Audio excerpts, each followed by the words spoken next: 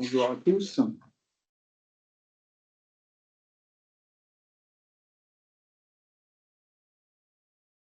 va patienter quelques minutes, quelques instants afin de s'assurer que tout le monde puisse participer au retardataire.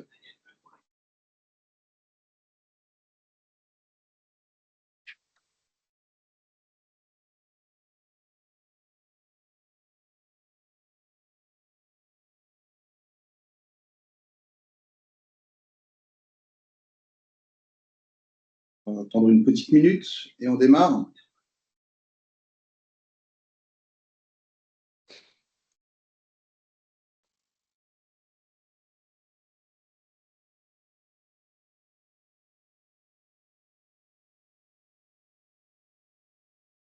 On va démarrer si vous voulez bien. Je vais présenter. Donc, bonjour à tous et bienvenue dans ce webinaire organisé par la DFCG. Donc, je suis ravi de vous retrouver ce matin pour parler d'un sujet qui, je pense, parle à beaucoup d'entre vous. Je représente Beyond Plans, un cabinet de conseil spécialisé dans les solutions Anaplan. Donc, depuis 2018, on accompagne les directions financières dans la modernisation de leur processus de planification, de pilotage, de prévision et de consolidation. Donc, ce matin, on ne va pas parler outils, on va plutôt parler d'une question que beaucoup de DAF se posent, à savoir comment réconcilier deux mondes qui se sont longtemps ignorés. Ok, merci Mena. Donc, je suis Marcel Bila et je vais animer cet échange ce matin au nom de la DFCG. Donc, DFCG, c'est l'association des directeurs financiers et des contrôleurs de gestion. Donc, aujourd'hui, on a environ 3800 membres donc, en France. Et donc, aujourd'hui, le sujet est typiquement le genre de question qui revient dans nos groupes de travail, et notamment au sein du groupe Transformation digitale et intelligence artificielle donc de la DFCG. Alors, je me permets de vous présenter nos intervenants ce matin. Donc, Mena, qui est expert en consolidation chez Beyond et Amélie. Donc, Amélie est experte EPM et planning. Et puis, pour la partie retour terrain, donc, nous aurons Aude, qui est une directrice financière donc, qui a installé donc, ces solutions EPM. Donc, maintenant, je te laisse la parole et tu nous présentes le déroulé de cette heure. Oui, effectivement, on a prévu une session d'1 heure ensemble. Alors, comment on va s'organiser? Alors, tout d'abord, on va essayer de commencer par dresser un constat pourquoi la fonction finance est aujourd'hui à la croisée des chemins. On enchaînera avec une présentation de ce qui peut être une plateforme unifiée. Puis, on donnera un peu plus longuement la parole à Aude, qui partagera un retour un peu plus concret et plus opérationnel. Et on se gardera 10 à 15 minutes pour essayer de répondre à vos questions. D'ailleurs, vous avez accès à un chat auquel vous pouvez poser vos questions à tout moment. Donc, on essaiera de les collecter au fil de la session et de regrouper pour pouvoir répondre au mieux à vos attentes. Ok, donc avant d'entrer dans le vif du sujet, donc j'ai une question à poser à nos participants et à Aude. Donc, combien d'entre vous ont aujourd'hui deux tableaux de bord différents, selon qu'on parle à la direction générale, au COMEX ou à la comptabilité? Donc, justement, ben, vous pouvez utiliser le chat et répondre juste oui ou non, ça nous donnera une idée. Donc, bon, je pense que ça va être la majorité qui ont ces deux visions. Et puis, maintenant, peut-être, donc cette dualité, c'est quelque chose que tu rencontres, c'est un symptôme qui vient de où pour toi? Alors c'est vrai que c'est un peu caricatural, mais ça arrive bien plus souvent qu'on l'imagine. Évidemment, ça va dépendre des organisations et de leur maturité, mais ce type de situation est très fréquent. Alors, ça vient souvent d'une évolution qui n'a pas forcément été anticipée. Donc, pendant longtemps, la fonction finance, elle avait un rôle très clair, à savoir produire l'information, garantir la fiabilité des comptes, respecter les délais. C'était véritablement son cœur de métier. Et aujourd'hui, les attentes, elles ont profondément changé. On demande désormais à ce que la finance, on demande à la finance de copiloter la stratégie, de simuler des scénarios, d'éclairer des décisions purement opérationnelles. Donc, ce n'est pas une simple évolution, c'est presque un changement de métier. Et le problème, c'est que les outils et les process, eux, n'ont pas forcément suivi au même rythme. Ça veut dire qu'on essaie de répondre à des enjeux d'aujourd'hui et de demain avec des processus et des architectures d'hier. Donc, Aude, est-ce que vous reconnaissez ce tableau? Alors oui, oui, parfaitement. Et c'est vrai que quand on est au sein des directions financières aujourd'hui, ou quand on les dirige même, bah, on a les deux problématiques. C'est un peu schizophrène en fait, où la direction va nous demander de produire des informations très rapidement dans la simulation, dans le what if, avec des délais très courts et une granulométrie assez fine. Et en même temps, on a nos équipes comptables et en partie contrôle de gestion, qui sont mobilisés pour réaliser des clôtures, donc dans un processus formel, très réglementé, avec des normes à respecter. Et donc ces deux mondes en fait coexistent. Finalement, produisent à la fin presque les mêmes agrégats, enfin, les mêmes soldes intermédiaires de gestion, mais se parlent pas forcément beaucoup. Chacun pris dans son processus et dans ses outils. Mmh. Ouais. Alors, c'est vrai que c'est ce qu'on essaie d'illustrer là à l'écran. Alors, c'est peut-être un peu même très schématique, mais c'est exactement ça. D'un côté, on trouve la consolidation et le reporting avec la fiabilité, la conformité réglementaire, les clôtures mensuelles ou trimestrielles en fonction de la fréquence, une logique plutôt juridique. On est sur des process qui sont plus rigoureux, très normés et par nature très peu agiles. Et de l'autre côté, on va avoir la planification et le pilotage. Là, on va parler de budget, de forecast, de simulation, de KPIs métiers, avec donc des processus qui sont, eux, beaucoup plus dynamiques, qui nécessitent des données fraîches, de la réactivité et une granularité pardon, qui plus opérationnelle. Et entre les deux, ben, on va retrouver un fossé, donc plus ou moins large, une fois de plus, hein, en fonction des organisations. Et dans ce fossé, qu'est-ce qu'on y retrouve? On va retrouver un gap de données, un gap de timing et parfois même des gaps de vocabulaire. Alors, c'est pas véritablement un problème d'outil en tant que tel, mais c'est plutôt un problème, on va dire, d'architecture et de hiérarchie qui ne sont pas alignés avec les besoins actuels. Ok, donc si je comprends bien, et je pense que beaucoup de participants vont se reconnaître, on a deux équipes, deux outils, deux vérités et une réconciliation Excel au milieu. Alors, oui, c'est exactement ça. Alors, Excel, où parfois on a même d'autres outils, hein, avec une superposition de solutions qui sont censées essayer de compenser les limites du système. Mais au final, cette réconciliation, elle a forcément un coût. Alors, déjà en temps, en termes de temps, les risques d'erreur et surtout, surtout une perte de confiance dans les chiffres qui sont annoncés. Donc, quand la finance se retrouve avec deux tableaux qui racontent la même histoire, elle finit par plus savoir lequel croire de ces tableaux, tout bêtement. Ok, donc consolidation financière, la planification, le pilotage. Donc la question c'est, faut-il encore des outils séparés? Donc c'est la question que ce webinaire se propose d'explorer et pour cela, je passe la parole à Amélie.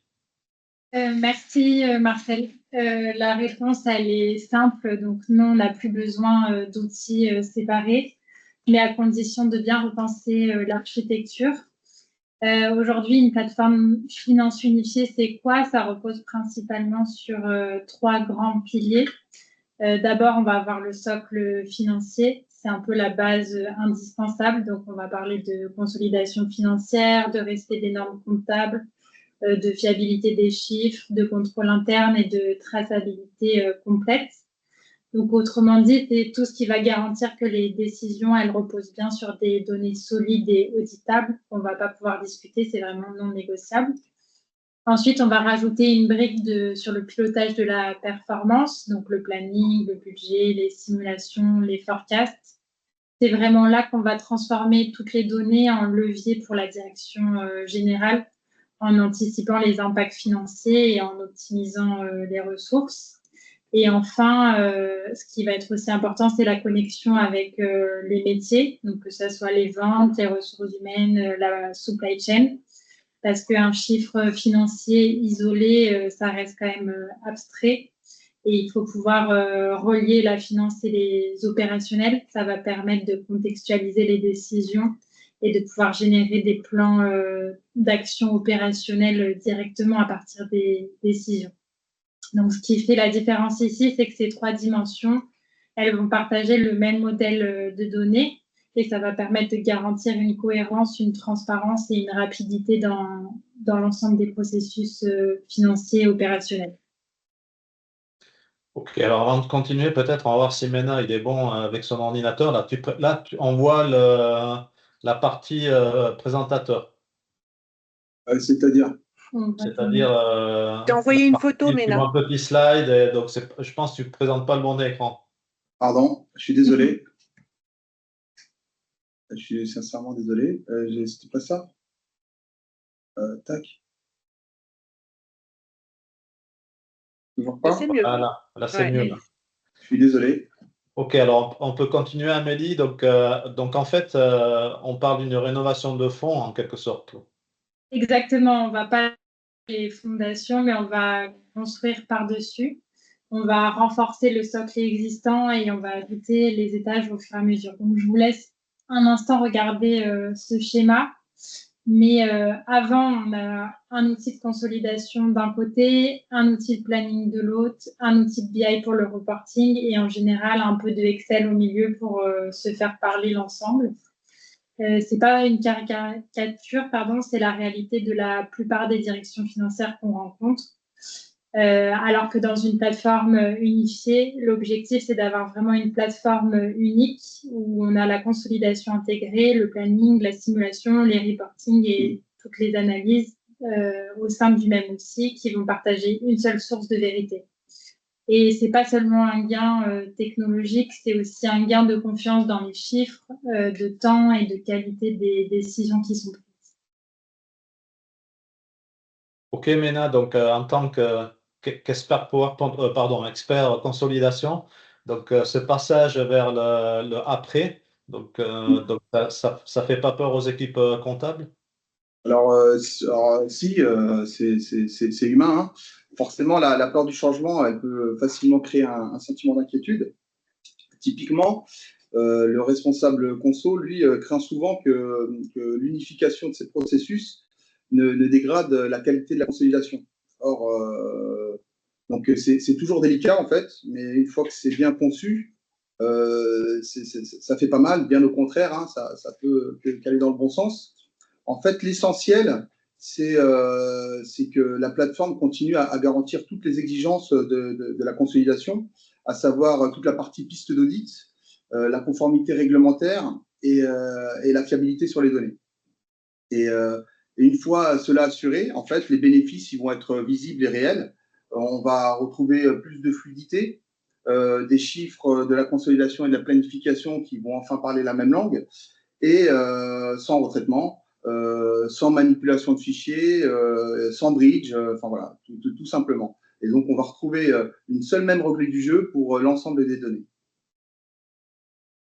Donc, concrètement, avec Anaplan, voilà un peu comment ça fonctionne. On part toujours donc des systèmes sources, les ERP, CRM, les SIRH, les outils de supply chain, et toutes les données vont converger dans Anaplan, qui va jouer un peu le rôle de plateforme centrale. Et ensuite, on va retrouver dans un seul environnement la consolidation financière, le planning et le budget, le forecasting et tout ce qui peut être simulation, reporting et dashboard. Donc, le tout reposant vraiment sur un modèle de données unique et partagé. Ce qui fait vraiment la force d'Anaplan, c'est sa capacité à connecter ces processus entre eux et en temps réel. Un changement dans les prévisions budgétaires va impacter par exemple directement les besoins en ressources ou dans les plans opérationnels. Et ici, on va pouvoir voir directement les impacts de ces changements et prendre des décisions adéquates. Donc, on passe un peu d'une logique statique à une logique vraiment dynamique et collaborative au sein du même outil. Et ensuite, chacun va accéder à sa propre lecture. Donc, le DAF et le COMEX vont pouvoir disposer d'une vision stratégique, consolidée et fiable. Les contrôleurs de gestion vont avoir un environnement assez agile pour pouvoir analyser, simuler et piloter la performance. Et après, tous les directeurs métiers vont pouvoir suivre les KPI opérationnels qui les concernent avec un impact direct, avec un lien direct avec les impacts financiers. Et on va voir enfin les auditeurs qui peuvent bénéficier d'une traçabilité complète et d'une piste d'audit claire. L'intérêt d'un système finance unifié comme celui proposé par Anaplan, c'est justement de pouvoir un peu casser les silos et on va vraiment aligner la finance et les opérationnels pour pouvoir accélérer les cycles de décision et vraiment fiabiliser l'information à tous les niveaux de l'organisation. Et on va voir disparaître tous ces fichiers Excel multiples, les retraitements manuels, les écarts entre plusieurs versions qu'on peut faire assez manuellement. Et à cette question de qui a le bon chiffre qui se pose plus vraiment puisque tout le monde part de la même source de vérité. Ok, merci Amélie. Donc là, on a vu la théorie, on a vu l'architecture au niveau de la solution, mais c'est clair, quand on voit ce genre de présentation, la question qu'on se pose tous, c'est, ok, dans la théorie c'est une chose. Maintenant, dans la vraie vie, est-ce que ça fonctionne? Et donc là, Aude va nous amener son expérience. Oui, alors c'est une expérience, mais elle peut être éventuellement un petit peu éclairante. Moi, j'ai commencé dans une structure, dans un groupe industriel. Il y avait une trentaine d'entités juridiques qui représentaient à peu près une centaine d'entités de reporting. Donc, j'avais finalement deux univers, l'univers de la gestion, l'univers de la consolidation. Et on avait un outil, mais deux bases indépendantes, en fait, et peu perméables. Et donc, passer énormément de temps, chacun à produire ses données à sa fréquence, donc les uns trimestriels, les autres mensuels, pour produire des KPIs, enfin, des soldes intermédiaires de gestion en bon français, qui étaient finalement les mêmes, mais avec des temps de réconciliation qui étaient quand même assez longs. Et je passais beaucoup de temps, moi aussi, à essayer d'expliquer à ma direction les écarts éventuels. Et c'était vraiment un temps long qui n'était pas utilisé pour de l'analyse, pour de la compréhension et surtout qui rendait difficile une simulation au pied levé. Et puis j'ai changé d'environnement, enfin, de groupe, et finalement je me suis retrouvée face à la même problématique et j'ai dû, enfin, j'étais partie pour faire reproduire le même type de schéma. D'accord, donc c'est pourquoi vous avez changé d'optique? Eh ben, là, en l'occurrence, ce qui m'a fait réfléchir et qui m'a fait avancer, c'est finalement le fait que je manquais d'équipe, hein. Je n'avais qu'une seule équipe qui avait plutôt une compétence consolidation, mais qui avait aussi des affinités de gestion. Mais je n'avais pas assez de personnes pour pouvoir passer du temps à faire de la réconciliation sans fin, pour pouvoir produire un budget qu'on devait produire une consolidation, un reporting, etc. Et donc, j'ai dû me pousser à repenser les choses, en fait, et à repenser l'organisation et partir sur un outil commun ou en tout cas une plateforme commune pour pouvoir être en mesure de produire l'information qui était demandée. D'accord, donc dans cette slide, moi la partie que j'aime bien, c'est les vraies difficultés. Donc, Il faut revenir en arrière. qu'est-ce qui vous a vraiment résisté dans le projet? Qu'est-ce qui vous a empêché de dormir la nuit? Alors, on aurait pu penser que c'était une résistance des équipes, mais en l'occurrence, alors j'ai envie de dire oui et non. C'est-à-dire que mes équipes corporate, consolidation et un petit peu gestion, elles étaient convaincues d'avance que c'était vers là qu'il fallait aller parce que sinon elles allaient euh, entre guillemets, exploser en vol. Donc, elle voyait un grand bénéfice à ça. En revanche, il a fallu donc impliquer les personnes qui sont à la source de l'information, c'est-à-dire les équipes comptables qui travaillaient sur l'ERP et les contrôleurs de gestion locaux. Et là, ça a été plus difficile au départ, en fait, de les convaincre ou de les embarquer dans le processus parce que eux, ils y voyaient surtout vous allez me demander beaucoup d'informations, vous allez me demander si, vous allez me demander de changer ma façon de faire. Et alors, En partie, oui, mais on leur a aussi montré les gains que eux allaient pouvoir obtenir en fait de ça, c'est-à-dire par exemple une seule production d'information et pas deux productions à deux échéances différentes pour la consolidation, pour la gestion. Également une finesse dans l'information qu'ils pouvaient ensuite restituer au travers des états de reporting qu'on pouvait mettre à leur disposition. Globalement, une fois qu'ils ont compris le gain pour eux, et puis aussi le gain pour l'ensemble du groupe, hein, parce qu'on a aussi contextualisé, ils sont venus avec nous et ils sont partis et ça a été vraiment très efficace. Et finalement, au fil des croissances externes qu'on a pu faire, finalement, le fait d'avoir fait ce travail-là, ça nous a permis d'absorber finalement une charge de travail, une masse de travail plus importante pour la même qualité. Et c'est vrai que c'est souvent ce qu'on entend après un projet plateforme. La valeur, elle n'est pas d'abord dans le gain de temps, même si c'est réel, mais c'est aussi dans la qualité des conversations. Quand tout le monde parle le même langage, les décisions sont meilleures. D'accord. Et toi, Mena, donc par rapport à cette résistance au changement des équipes comptables, mais aussi des équipes financières en général, donc c'est quelque chose que tu retrouves sur la plupart des projets? Alors, j'ai envie de dire quasiment systématiquement, c'est même une règle, mais c'est à la fois parfaitement légitime finalement, hein. Alors, comme on l'a dit un peu plus tôt, la consolidation, ça reste quand même un métier d'expert, donc avec des responsabilités légales, des audits réguliers, des données qui vont être transmises au marché ou au régulateur. Donc, il ne faut pas trop se louper. Et forcément, par la force des choses, on comprend que toute évolution suscite des inquiétudes. Donc, la bonne approche, c'est surtout pas de présenter la chose comme on va remplacer votre outil, mais plutôt on va renforcer votre outil et on va l'intégrer dans un ensemble qui est beaucoup plus large. Et là, vraiment, la nuance, elle est importante. Elle est essentielle, je dirais même.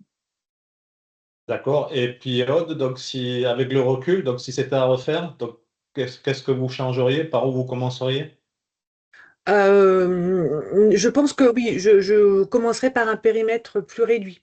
Alors soit une entité significative, soit peut-être une zone géographique, un plan, une législation, la France versus les États-Unis ou la Pologne, ou etc. Parce qu'effectivement, à vouloir partir dans toutes les directions et impliquer tout le monde, hein, et donc leur faire comprendre, on a failli se perdre un petit peu en route en fait, hein, et on a un petit peu eu peur de décourager, de décourager un petit, les participants compte tenu du temps compte tenu du fait que ça prenait un peu de temps. Oui. Et puis il y a une chose qui est aussi importante, je pense à garder à l'esprit, c'est que c'est un processus qui nécessite d'être documenté. Enfin, c'est une démarche qui nécessite d'être documentée pour bien finalement fiabiliser et structurer notre piste d'audit et que finalement dans 6 mois, quand on essaie de comprendre une donnée, on soit en mesure de savoir d'où elle vient plutôt que de mouliner dans le vide en se demandant mince mais pourquoi et comment et refaire en fait à chaque fois réinventer le fil à couper l'eau chaude. D'accord. Puis, donc juste, je fais une petite parenthèse là, en fait, sur cette partie documentation. Donc aujourd'hui, c'est clair qu'avec l'IA, c'est beaucoup plus facile de documenter un projet. Et puis, on a plus d'excuses donc, de plus documenter justement les projets et les processus qu'on met en place, quoi. Oui. Peut-être juste, Aude, donc, au niveau des résultats, donc on parle de moins 30% sur le délai de clôture. Donc, en fait, aussi donc, au niveau du forecast mensuel, donc passer de 10 jours à la place de 15. Donc, ça c'est un résultat. Ça a mis combien de temps pour arriver à ce résultat? Euh, Je dirais que ça a mis environ un an, parce qu'on a déjà effectivement travaillé sur la donnée source et dans les ERP arrivé à bien comprendre où étaient finalement les petits euh, les petits bugs ou les petits scories qui viennent du passé en fait, hein, de bien structurer les ERP. Et puis, on a également effectivement fait tourner les modèles sur une période historique relativement longue, ce qui a permis de renforcer notre conviction sur le fait que ça fonctionnait, corriger certains retraitements et aussi rassurer et convaincre par l'exemple notre direction sur le fait que l'outil produisait exactement les mêmes données, la même fiabilité de données, mais en revanche beaucoup plus vite. Et finalement, au-delà des chiffres, ce qui a été vraiment satisfaisant et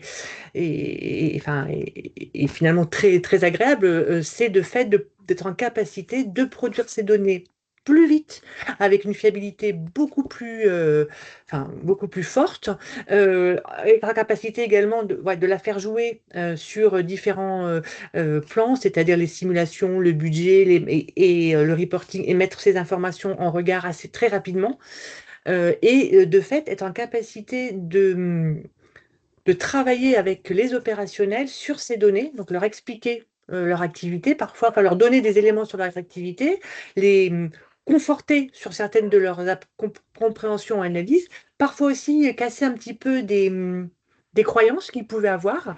Et globalement, ça a enrichi et amélioré la communication finance-opération, et ça fait quand même, ça pose la finance vraiment en outil, en business partner évident en fait dans l'organisation.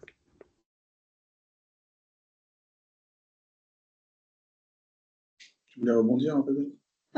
Oui, c'est vrai que c'est souvent ce qu'on entend après les projets. La valeur, elle est vraiment dans la qualité des conversations, quand tout le monde vraiment va parler le même langage, et les décisions vont être meilleures comme ça. C'est vrai qu'on est allé un peu plus vite que prévu, et donc là, on est plutôt sur. Enfin, je ne sais pas si vous voulez évoquer d'autres sujets, apporter plus de précision sur ce qu'on a dit tout à l'heure, ou on peut passer tout simplement sur la phase de questions-réponses.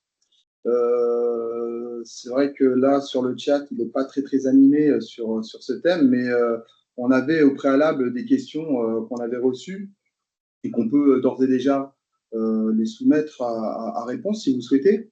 On avait déjà reçu une question qui était cela fait des années qu'on parle d'un système d'information unifié. Comment pouvez-vous démontrer que cette fois l'approche sera réellement différente?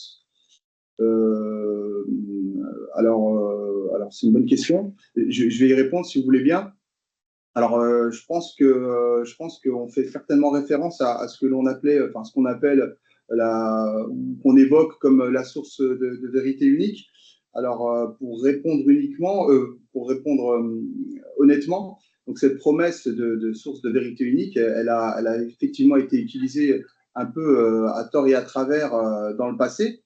Et ce qui change aujourd'hui, c'est qu'on dispose enfin d'outils qui sont vraiment capables de tenir la promesse sur la durée. Évidemment, ça sera toujours conditionné au fait qu'on définisse correctement ce que l'on veut unifier. Une source de données unique, ça veut dire avant tout que chaque indicateur clé, qu'il y ait une définition qui soit partagée, une source de données qui est identifiée, un processus de validation connu de tous, connu et validé de tous. Tout ça pour dire que c'est avant tout un travail de gouvernance qu'un travail technique. D'ailleurs, dans la méthodologie du cabinet, on commence systématiquement par cette phase justement de définition et de cadrage avant même de mettre les mains dans l'outil ou de toucher à l'outil. Et c'est justement ce qui va distinguer les projets qui vont tenir, eux, dans le temps, par rapport à ceux qui vont très facilement et très rapidement, malheureusement, retomber sur Excel au bout de 6 mois, 1 an. Donc la promesse, elle tient sur pas mal de choses.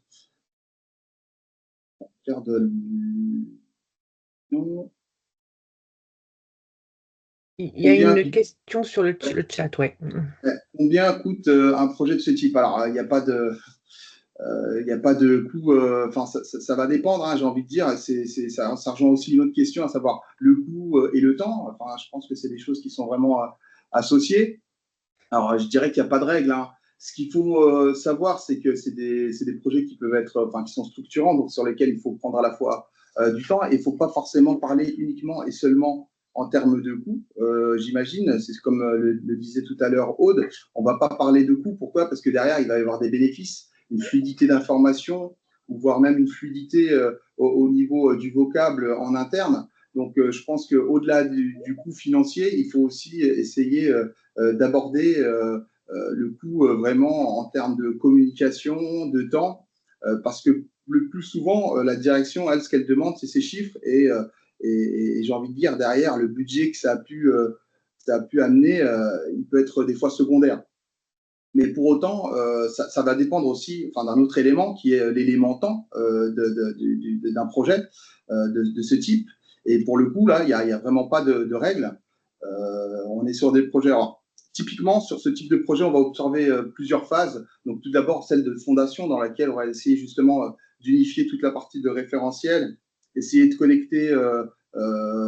connecter au système source et essayer de le déployer sur des périmètres pilotes. Après, on va avoir toute une phase d'extension dans laquelle on va essayer d'élargir le périmètre, intégrer des modules complémentaires afin justement d'être complet, pour ensuite passer à une phase d'industrialisation dans laquelle on va essayer d'optimiser en continu, on va essayer de former également en continu les équipes et s'assurer de la bonne adoption au sein de l'organisation de la plateforme.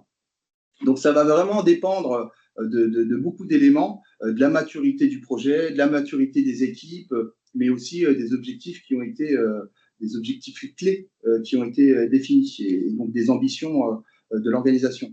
Alors, moi, je vais parler pour ma partie, si vous voulez bien, si on parle de coûts et de temps, c'est sur que la partie consolidation sur notre cabinet dispose d'un starter kit donc, qui lui permet justement d'accélérer significativement la mise en place. Donc, c'est un starter kit dans lequel on va retrouver toute la partie liasse de saisie, moteur de consolidation et restitution des états. Donc, on est vraiment sur un module qui est prêt à l'emploi, sur lequel évidemment on peut apporter quelques ajustements au niveau du référentiel ou personnaliser certains rapports, mais on a vraiment une structure qui est déjà disponible et qui va permettre d'accélérer significativement les projets. Donc ça aussi, c'est important pour justement essayer de réduire les coûts et d'accélérer les projets. Je peux juste rajouter un point, c'est qu'effectivement, ça va dépendre aussi de quelles ressources vous avez en interne pour à mettre sur le projet. Parce qu'effectivement, s'il y a des choses que vous faites en interne, alors accompagné, hein, bien sûr, mais vous faites à la fois vous gagnez un petit peu parce que vous internalisez ce travail-là, et en même temps, vous faites de la formation sur l'outil. Donc, après, si effectivement tout est externalisé, le coût peut être différent. Ok, je pense qu'il y a quelques questions qui viennent. Donc, une des questions, c'est qu'en est-il des ressources du personnel nécessaires à l'administration de l'outil au quotidien? Faut-il prévoir des ressources supplémentaires qui s'ajoutent aux autres ressources des autres outils, ERP, BI, CRM? En fait, il y a plusieurs phases dans un projet. Donc, sur la partie pendant le projet, nous, par exemple, avec BeyondPlans, on va travailler avec les clients. Donc, on va fournir des ressources qui vont permettre de développer l'outil et de le mettre à disposition à vos équipes. Et après, à la fin d'un projet, il faut toujours prévoir un peu de support. Mais c'est des applications qui sont assez simples à comprendre et qui sont à la place, c'est du no-code, par exemple. Donc, c'est facilement administrable aussi facilement par des équipes en interne. Oui, alors peut-être qu'on peut rebondir sur le retour sur investissement, parce que là, on parle de ressources, mais peut-être que derrière, il y a aussi des retours sur investissement. Peut-être que tu peux nous en parler, Aude, là-dessus. Oui, bien sûr. Les retours sur investissement, on en a déjà un peu parlé. En fait, finalement, ça va être une question de combien je gagne en termes de délai pour chacune de mes clôtures. Donc, ça va être un coût, un nombre de jours fois un coût d'une personne ou d'un coût moyen de l'équipe.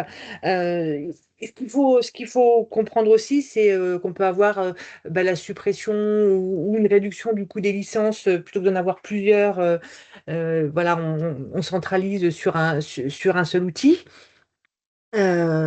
Et puis, bien sûr, il y a tout ce qui est gain indirect, hein, je dirais qualitatif, sur la qualité de l'information, le délai de production de l'information, la satisfaction de la direction sur ces éléments-là. Et finalement, la direction, elle est quand même très sensible, enfin, ce qui m'a me concerné, en fait, à la partie qualitative. En fait, je vais être en mesure de te produire l'information en X temps de moins versus temps précédemment, et ça leur parle, même si effectivement la réduction des coûts, je dirais genre le nombre de licences ou euh, peut entrer en ligne de compte, mais la partie qualitative est quand même très importante dans le calcul du retour sur investissement.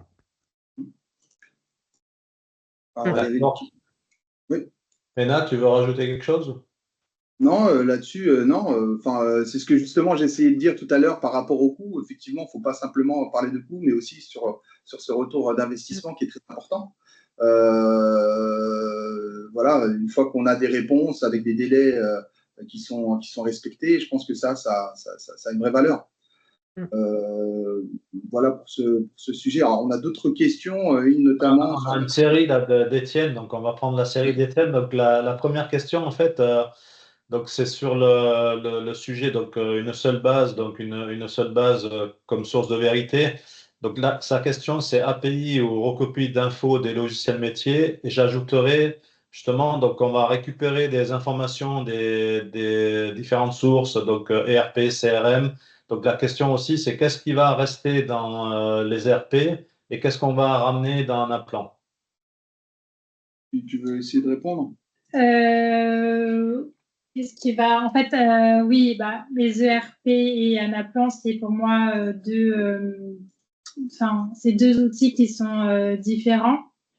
Un ERP, c'est conçu pour gérer les transactions, la comptabilité, donc c'est extrêmement performant pour enregistrer, structurer ce qui s'est déjà produit. C'est un peu la mémoire financière de l'entreprise.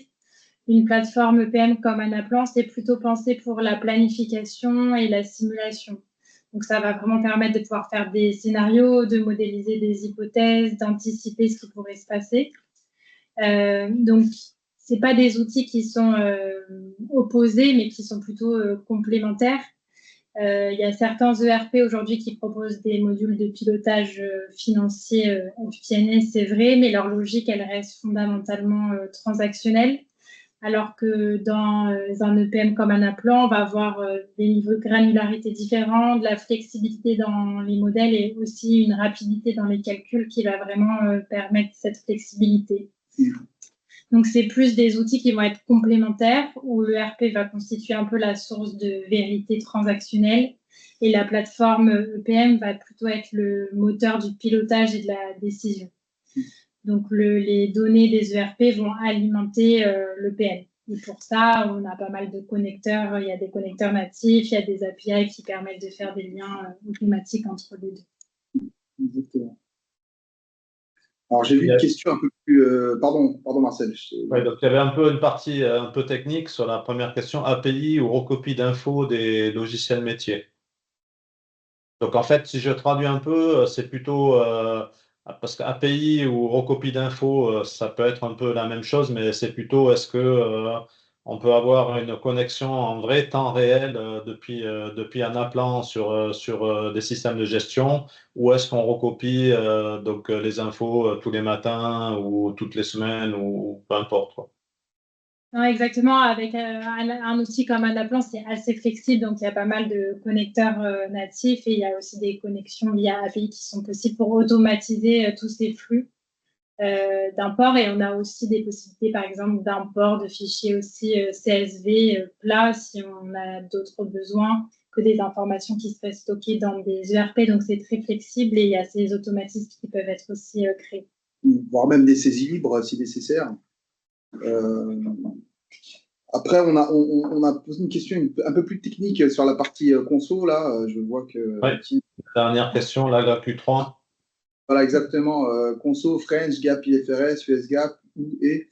Alors, effectivement, je pense qu'il doit rebondir un peu sur le fait, sur ce que j'avais évoqué concernant un starter kit. Effectivement, on a un starter kit qui est à la fois French Gap et IFRS, c'est-à-dire qu'on est sur les doubles normes. Après, c'est évolutif, évidemment. Donc, un référentiel, c'est quoi? C'est avant tout un plan de compte. Donc, un plan de compte qui s'appuie sur le plan de compte français, mais qu'on aménage justement en termes de restitution et d'hierarchie pour pouvoir présenter les données soit en French GAAP, soit en IFRS. Évidemment, ça va dépendre aussi de la qualité des informations en amont, à savoir si effectivement on est préalablement, si on a préalablement un référentiel IFRS en amont sur la partie où on dissocie le long terme, le court terme. Mais après, c'est quelque chose qui est plutôt flexible en termes d'utilisation, donc c'est aménageable. Mais le starter kit, donc il est en French et en IFRS. L'alimentation des liasses de conso par les filiales locales s'effectue dans la plateforme Anaplan. Oui, au travers des modules Anaplan FCR. Donc, on a un module qui est vraiment dédié à la conso. Donc, il va aller récupérer des données via un canal qu'on aura défini, les données réelles de toute la partie planification. Donc, il viendra aspirer ces informations et viendra alimenter en solde toutes les liasses de consolidation. Toujours, enfin, on aura toujours ce travail qu'on peut alléger évidemment, mais il y aura toujours ce travail d'alimentation des liasses pour expliquer l'histoire entre l'ouverture et la clôture sur les différents flux, sur les différents postes du bilan. Bon, il y a des choses qu'on peut automatiser, qu'on a déjà pu faire dans le passé pour alimenter de manière, enfin, par défaut, toute la partie haut de bilan, mais tout ce qui est bas de bilan aussi, puisqu'on est sur des comptes de BFR en général, donc on peut mettre aussi des flux par défaut, mais là aussi, on ne peut pas se dédouaner d'une validation faite par les acteurs de la conso. Et puis surtout, toute la validation des contrôles de cohérence. D'ailleurs, il y a toute une panoplie et une panel de contrôles de cohérence standard et un peu plus poussés sur la plateforme de conso Anaplan. Et puis, il y avait encore une question d'Étienne. Donc, concernant donc, la question, c'était remplacer Power BI sur quelle base technique? Donc, je pense peut-être ça, c'est pour Émilie, un petit peu quels sont les avantages d'un Anaplan par rapport à un Power BI et pourquoi utiliser l'un à la place de l'autre? Oui, effectivement, ça ne va pas vraiment remplacer du Power BI. C'est encore deux choses un petit peu différentes. Power BI, c'est plus pour de la data visualisation. Et du coup, on ne va pas avoir des calculs en temps réel, etc. Alors que dans Anaplan, on va vraiment s'en servir pour faire de la planification. Donc, dès qu'on va modifier un chiffre, on va vraiment voir les reportings en temps réel changer, etc. Donc, c'est un peu sur ça où ça va être différent. Après, rien n'empêche, pareil, de toujours faire on peut toujours avoir un système Anaplan qui va alimenter aussi du Power BI, c'est possible. Mais dans Anaplan, ils ont aussi de la visualisation qui peut être faite directement dans l'outil, donc ce qui évite de repasser par des dashboards de Power BI, par exemple. Mais c'est la logique qui est un petit peu différente. Où vraiment dans Anaplan, ça va permettre de faire des scénarios, des simulations, de pouvoir vraiment avoir ces impacts-là directement dans des reportings. Si je change un chiffre au niveau de mon chiffre d'affaires, ça va me recalculer tout mon PNL et je vais pouvoir voir les résultats en instantané, par exemple. D'accord. En plus, je pense qu'un Anaplan est quand même plus puissant au niveau on va dire reporting avancé qu'un Power BI, aussi plus facile à mettre en place, quoi. Et puis, une partie qui est importante aussi avec un outil comme Anaplan, c'est qu'au niveau d'intégration des données, c'est beaucoup plus solide qu'un Power BI où on doit souvent passer par du Power Query. Donc voilà, donc je pense que là, il y a aussi un grand plus avec un outil comme Anaplan, quoi. Tout à fait. Et puis, une fois de plus, sur la partie des références, oui, on peut avoir des références. Alors, sur le module de conso, oui, il y a des références qui sont déjà équipées, effectivement. Alors, ça s'appelle Anaplan FCR, ce module a été baptisé de cette manière. Oui, alors après, sur différentes normes, en plus en IFRS ou en French.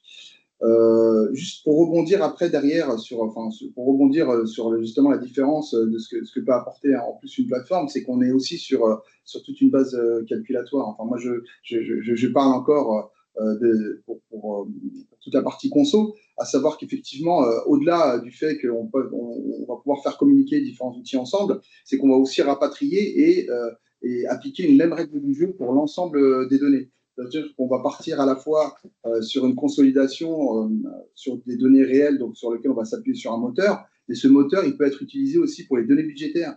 C'est-à-dire que derrière, on va pouvoir comparer justement des choses en s'appliquant sur les mêmes règles, d'accord? Pouvoir comparer des données budgétaires consolidées réelles versus des données consolidées budgétaires, ben, c'est très important et c'est quelque chose qui a vraiment du sens derrière pour toute la direction financière. Donc là aussi, c'est ça qu'il faut mettre en avant, enfin, qu'on souhaite mettre en avant, le fait qu'on peut effectivement faire tout un tas de simulations, comme l'a expliqué sur la consolidation, qui théoriquement est quelque chose de beaucoup moins souple. Donc là, on va être sur quelque chose de souple où on pourra pouvoir simuler des entrées, des sorties de périmètre, des fusions, des rachats minoritaires, des cessions de titres, voilà, tout un tas de choses avec une souplesse relativement, enfin, quelque chose de simple en termes de manipulation et d'administration. Je sais que ça, c'est un point qui est très important pour la plupart des consolideurs. Ils ne veulent pas être justement à la merci de la DSI par moment lorsqu'ils veulent exécuter ou réaliser certaines de leurs simulations. Voilà, ils peuvent les réaliser de manière complètement autonome dès lors qu'ils ont un accès à toute la partie administration de l'application. Oui, il y a une question qui est un peu, je pense, pour Rod. Donc, est-ce qu'il y a une décision que vous regrettez vraiment d'avoir prise dans le projet? Ah non, non.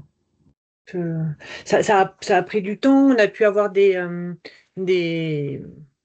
écueils, mais comme j'ai dit tout à l'heure, en fait, finalement, partir plus petit, enfin en tout cas tester sur un périmètre et prendre le temps de bien le stabiliser, oui, ça, si je devais effectivement le refaire, je le ferais comme ça et je partirais pas tout feu tout flamme. Voilà, mais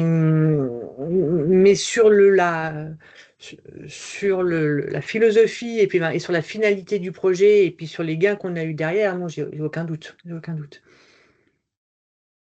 et aucun regret. Bon, Important aussi. j'ai une question un peu, pas dire tendancieuse, mais donc IA et Anaplan. Donc, est-ce qu'il y a de l'IA qui vient s'intégrer dans Anaplan aujourd'hui? Est-ce qu'il y a une roadmap là-dessus, hein? Oui, oui, il y a une roadmap de l'éditeur. Alors après, on ne veut pas tout dévoiler ou tout dire, mais effectivement, ça c'est vraiment d'actualité. C'est quelque chose qui est poussé en avant. C'est quelque chose qui va être présenté très prochainement donc, par l'éditeur, pour lequel il y a déjà eu des efforts qui ont été faits. Et on en saura beaucoup plus dans très peu de temps. Mais ça fait partie des objectifs, c'est sur le haut de la pile, hein, évidemment. D'accord, je pense qu'il n'y a plus de questions dans le chat, donc Ouais, on peut effectivement essayer de conclure. conclure un petit bien. peu. Donc, si on essaye un peu de faire un petit résumé, donc on va dire que en fait la vraie question c'est plus celle des outils, donc c'est plutôt on va dire une question de cohérence globale du pilotage. Et donc ce qu'on a entendu pendant ce webinaire, c'est qu'en fait c'est possible et que je pense qu'il faut retenir 3 points principaux. Donc c'est que au niveau direction financière, on n'a plus à choisir entre la rigueur et l'agilité. Donc, la logique plateforme le permet de réconcilier les deux. Deuxième point, c'est que la donnée, donc la donnée, c'est vraiment le vrai levier. Donc, hein, qu'on parle de plateforme, de PM, qu'on parle d'IA, donc sans la donnée, on ne va pas bien loin. Donc, cette notion de source de vérité unique donc, est partagée. Donc, ça, je pense que ça change la vie dans une entreprise. Donc, le dialogue entre les financiers et les opérationnels, il devient beaucoup plus facile, quoi. Et puis, le troisième, je pense, c'est que ce code a bien donc, raconté dans son retour. Donc, c'est qu'il faut avoir le bon rythme. Donc, c'est un rythme progressif. Donc, partir petit avec des win-win rapides, quoi. Et puis, donc, élargir le périmètre au fur et à mesure et travailler par phase, quoi. Mm. Donc, je ne sais pas si vous voulez rajouter quelque chose, mes 3 Oh, collègues enfin, ce matin. non, c'est bien résumé. Tout simplement, merci à vous et merci à la DFCG pour cet espace d'échange. Et bien sûr, merci à toutes celles et ceux qui ont suivi ce webinaire. Alors, si vous êtes reconnus, on va dire, dans ce constat que nous avons partagé ce matin, alors n'hésitez pas à venir poursuivre la discussion avec nous. On peut vous proposer également, si vous le souhaitez, des échanges de 30 minutes sans aucun engagement, pour lesquels on essaie de cartographier votre architecture finance et essayer de donner un maximum de visibilité. Donc, tous les liens, les replays, etc., vous seront adressés par mail, par le biais de la DFCG. Donc, encore une fois, merci. Alors, peut-être pour conclure, donc, merci à vous trois, donc Mena, Amélie et Aude. Donc, comme l'a dit Mena, donc on va vous envoyer le replay et puis la présentation.